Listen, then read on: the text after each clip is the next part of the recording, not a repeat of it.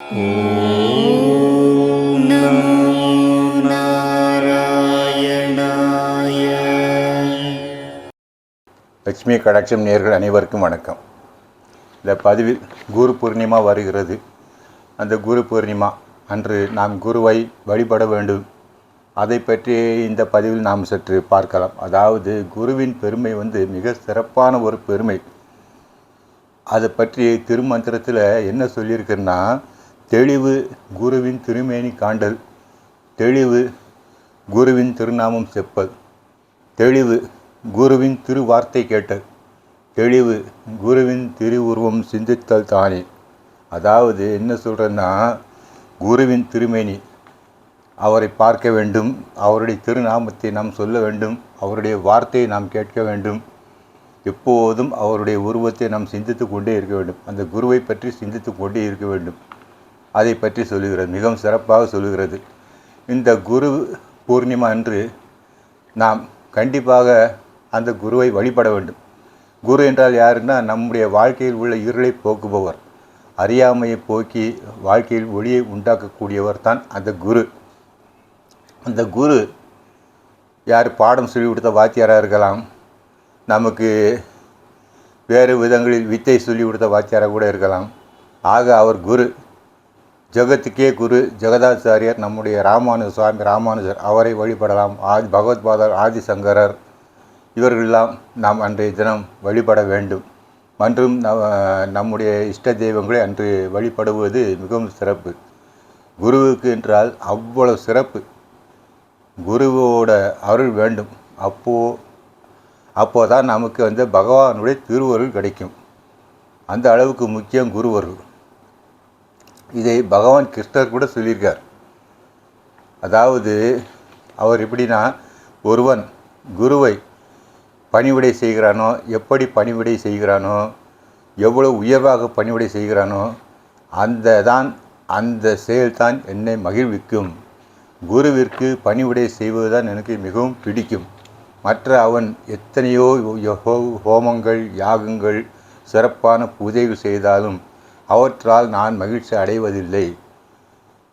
நான் குருவிற்கு செய்கிற பணிவிடையால் தான் நான் மகிழ்ச்சி அடைகிறேன் என்று பகவான் கிருஷ்ணர் கூட சொல்கிறார் பாகவதத்தில். அந்த அளவுக்கு குருவின் சிறப்பு இருக்குது. இதை பற்றி ஒரு பெரிய கதை கூட இருக்குது, அதில் சொல்லியிருக்கார். அதாவது குசேலர் பார்க்க வரார் ஒரு நாள்.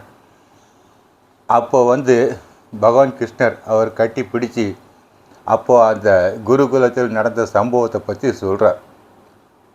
மிக அற்புதமான ஒரு காட்சி. அதாவது குரு இவர் படித்தது சாந்தீபனி முனிவர்கிட்ட 64 கலைகள் படித்தார். அப்போ அந்த குரு அந்த குருகுலத்தில் நடந்த ஒரு சம்பவம் தான். அப்போ குசேலன்ட்டு கேட்குறார், குசேலா உனக்கு ஞாபகம் இருக்கா, நாம் எல்லாம் படிக்கும் போது ஒரு நாள் குரு பத்தினி நம்மை சமைத்து கொண்டு வர காட்டுக்கு அனுப்பினார். அப்போது நாம் காட்டுக்கு சென்று விட்டோம். சென்ற பிறகு பார்த்தா அன்று பருவநிலை வேறு தவறிவிட்டது. அதாவது மழை திடீரென பிடித்து விட்டது, இடியுடன் கூடிய பெரும் மழை. நமக்கு என்ன செய்வதென்று தெரியவில்லை. சற்று நேரத்தில் சூரிய ஒளி மறைந்து விட்டது, சூரியன் மறைந்து விட்டான். ஆக அந்த காட்டில் நாம் இருந்தோம்.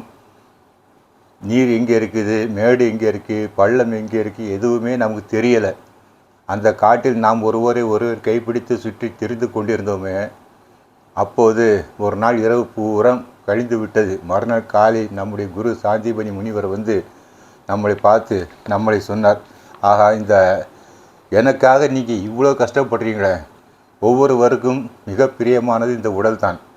அந்த உடலை கூட பொருட்படுத்தாமல் நீங்கள் எனக்காக இவ்வளோ கஷ்டப்பட்டீர்களே என்று மிகவும் சந்தோஷமடைந்து நம்மளை வாழ்த்தினார்.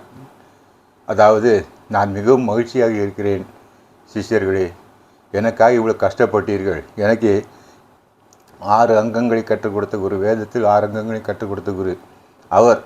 நீங்கள் எனக்காக கஷ்டப்பட்டீர்கள், எனவே நீங்கள் இம்மையிலும் மறுமையிலும் எப்போது சந்தோஷமாக இருப்பீர்கள். நீங்கள் கற்ற வித்தை, அதாவது வேதம் உங்களுக்கு எப்போதும் கை கொடுக்கும் என்று வாழ்த்தியாரே, அது ஞாபகம் இருக்கான்னு சொல்லி குசேலர்கிட்ட கேட்குறாரு.